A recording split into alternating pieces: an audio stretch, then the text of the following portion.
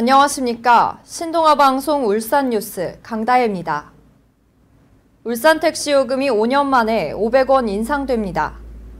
2013년 이후 처음 인상되는 것으로 울산시는 지난 12일 현재 기본요금 2,800원에서 3,300원으로 인상하는 택시요금 조정안을 심의했습니다.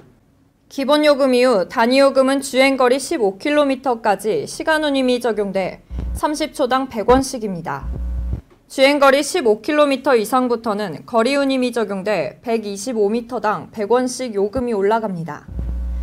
이에 따라 요금 인상률은 13.44%며 할증 적용과 관련해 시도 간 할증은 현재 20%에서 30%로 상향 조정하기로 했습니다. 대신 현재 20% 적용되는 울주군 지역 내 할증률은 폐지하기로 했으며 20%가 적용되는 심야 할증은 계속 유지하기로 했습니다. 울산시 관계자는 택시요금은 2013년 이후 장기간 동결됐다며 이후 임금 인상과 물가 상승에 따른 택시업체 경영난이 심화하는 가운데 택시업계의 경영난 해소와 대시민 서비스 향상을 위해 요금 조정이 불가피했다고 말했습니다. 현대자동차 울산공장이 지역 군부대 내 건전한 병역 문화를 정착하기 위해 적극 노력하고 있습니다. 현대차 울산공장은 12일 울주군 소재 육군 7765 부대 127연대 3대대에서 제네시스 도서관 개관식을 가졌습니다. 울산공장은 사회공헌기금 1,400만 원을 출연해 이 부대의 기존 도서관 환경을 크게 개선했고 천장과 마루, 냉난방 시설, 누수, 도배 등 노후된 도서관 시설을 새롭게 리모델링해 부대 장병들이 쾌적한 환경에서 책을 읽을 수 있도록 했습니다. 군부대 측은 감사의 의미를 담아 현대차의 럭셔리 브랜드인 제네시스를 도서관 명칭으로 정했고 장병들의 독서 경연대회, 인성교육 및 강의, 각종 자격증 취득 등을 위한 공간으로 활용할 계획입니다. 한편 현대차 울산공장은 지난해에도 이 부대 2대대 도서관을 리모델링하는 등 책 읽는 병역 문화 정착에 기여해왔습니다. 울산 지역 실업률이 9개월 만에 최저치를 기록했지만 여전히 전국에서 가장 높은 수준을 유지하고 있습니다. 12일 동남지방통계청이 발표한 2018년 11월 울산시 고용 동향에 따르면 지난달 울산 지역 실업률은 지난해 같은 달과 비교해 1.5%포인트 높아진 4.4%로 나타났습니다. 그러나 이는 올해 2월 실업률 3.7%를 기록한 이후 9개월 만에 가장 낮은 수치입니다. 실업자 수는 2만 6천 명으로 지난해 같은 달 대비 9천 명 증가한 것으로 나타났으며 지난달 울산 지역 취업자 수는 57만 명으로 전년 동월 대비 1만 7천 명 감소했고 고용률은 58.8%로 지난해 같은 달 대비 1.3%포인트 하락했습니다. 울산 지역 실업률은 지난 9월 5%로 정점을 찍은 뒤 10월 4.7%, 지난달 4.4%로 소폭 낮아지고 있지만 아직도 전국에서 가장 높은 수준을 유지하고 있습니다. 또한 동남지방통계청에 따르면 울산은 인구 감소가 지속되고 있으며 경제활동 인구가 1년 전에 비해 8천 명 줄어든 59만 7천 명으로 실업자는 1년 새 9천 명 증가한 2만 6천 명으로 집계됐습니다. 별빛 꿈을 그리다라는 주제로 울산 대표 겨울축제인 울산대공원 빛축제가 지난 8일 개막했습니다. 축제는 내년 1월 27일까지 울산대공원 장묘원에서 열립니다. 올해 3년째를 맞은 빛축제는 5가지 테마의 빛세계를 시민들에게 선사하고 있습니다. 첫날 개막식에 열린 장미원 특설무대에서는 인기 가수 린, 아이시어, 박지연 등이 공연했습니다. 또 오는 24일 크리스마스 이브에는 노래 프로그램인 히든싱어 스페셜 콘서트가 열립니다. 특히 비축제장에 있는 메인 무대인 장미원 중앙분수대에는 11m 높이에 이르는 초대형 별 구조물이 설치돼 오가는 시민들의 눈길을 끌고 있습니다. 또 이곳에서는 별과 빛이 하나 되는 환상의 멀티미디어 디지털 라이팅 쇼가 펼쳐졌습니다. 축제 기간 주말마다 버스킹 공연도 열립니다. 울산 대공원 관계자는 매주 월요일은 시설 정비와 장미 관리를 위해 휴장하지만 크리스마스 이브와 올해 마지막 날인 12월 31일은 특별 개장한다고 소개했습니다. 울산시 교육청의 청렴도가 전국 최하위권을 벗어났습니다. 국민권익위원회는 지난 5일 2018년 공공기관 청렴도 측정 결과를 발표했습니다. 그동안 울산시 교육청은 지난해에는 종합 청렴도에서 전국 17개 시도교육청 중 16번째로 낮은 점수를 기록하는 등 2015년부터 3년간 최하위 그룹인 4등급을 받은 바 있습니다. 결과에 따르면 전국 최하위 수준이었던 울산시 교육청의 종합 청렴도는 2등급을 유지했습니다. 외부 청렴도는 2등급이었지만 내부 청렴도는 4등급으로 지난해 대비 2단계 떨어졌고 정책국의 평가에서는 3단계가 떨어져 최하 등급인 5등급에 머물렀습니다. 이에 교육청은 청렴시민 감사관제를 본격 속도내기 위해 내년 1월부터 청년시민 감사관제를 운영하기 위해 이달 말까지 시민감사관을 공개 모집한다고 7일 밝혔습니다. 공개 모집 접수 기간은 12일에서 21일까지며 공익제보센터에 직접 제출하거나 메일이나 우편으로도 접수 가능합니다. 울산교육청 관계자는 시민과 학부모가 주체가 되어 울산교육행정을 혁신하는 계기가 되기를 기대하며 전문성도 중요하지만 울산교육에 대한 열정과 관심이 더 필요하다며 시민과 학부모들의 적극적인 참여를 당부했습니다. 래퍼 마이크로닷의 부모 사기 혐의가 불거진 지 3주가 돼가면서 마이크로닷이 잠적했습니다. 그의 친형도 산체스란 이름으로 가수 활동을 해왔으며 산체스는 물론 마이크로닷도 잠적 상태라는 보도가 나왔습니다. 지난 11일 SBS 본격연애 한밤의 취재진이 그의 집을 찾았을 때는 이미 다른 세입자가 입주한 상황이었고 이미 짐을 옮겼다는 부동산 업자의 인터뷰를 실었습니다. 마이크로닷 부모 사기 행각은 지난달 19일 온라인 커뮤니티 중심으로 퍼졌습니다.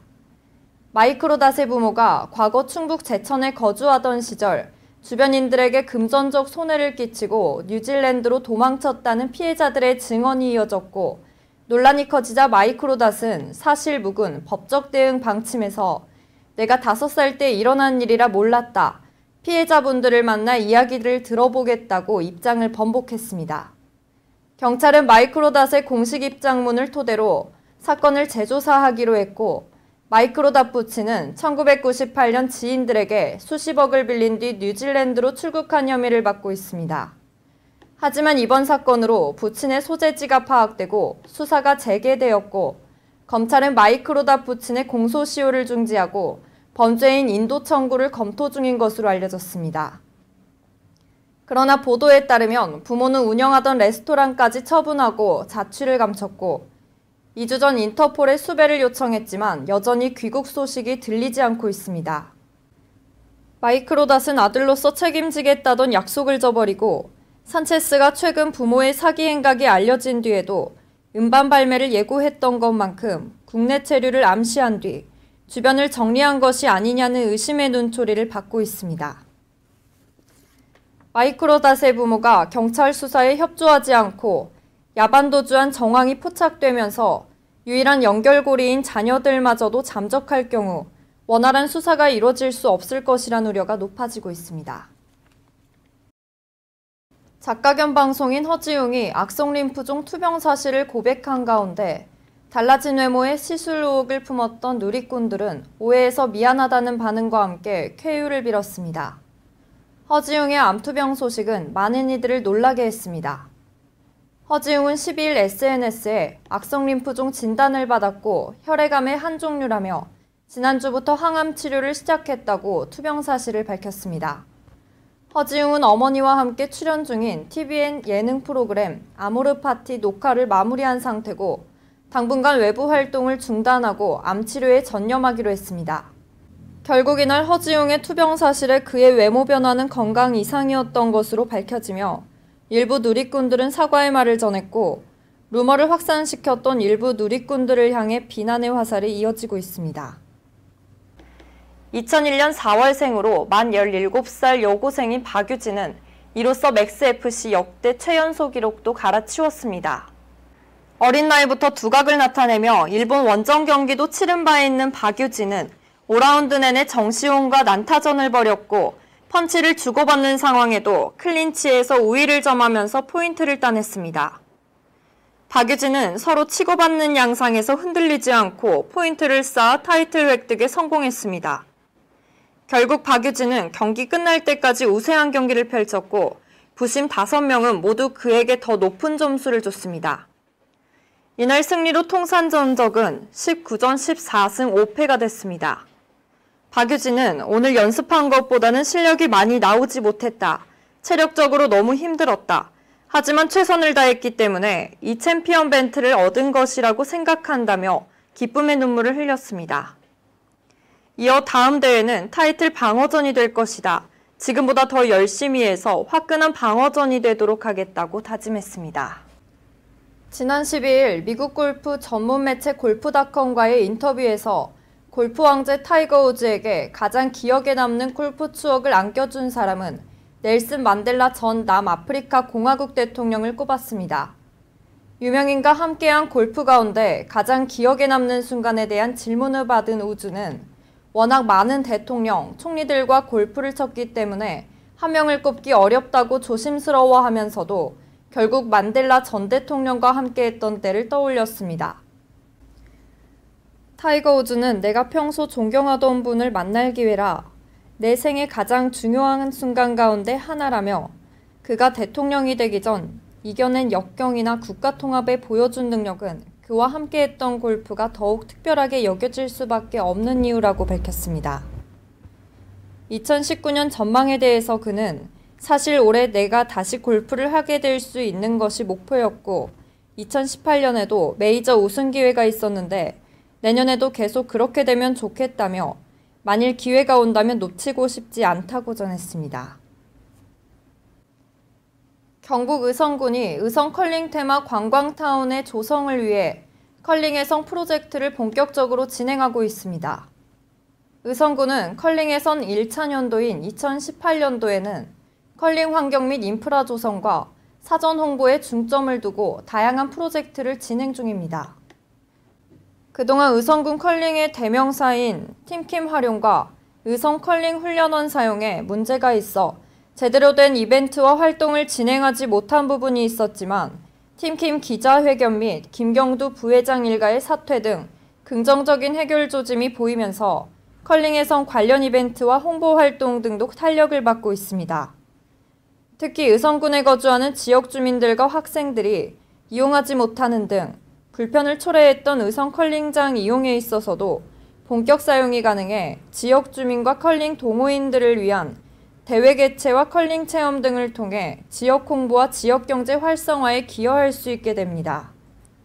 2019년에는 의성 컬링 테마 관광타운 조성 사업을 본격적인 컬링 테마 사업 추진을 위해 컬링팀 창단과 대회 개최, 컬링 관련 공모전 개최와 투어 진행 등 다양한 행사와 지역경제 활성화를 위한 사업들을 추진할 예정이어서 벌써부터 의성 지역 주민들과 컬링 동호인들 간의 관심과 기대가 커지고 있습니다. 지금까지 시청해주신 여러분 고맙습니다.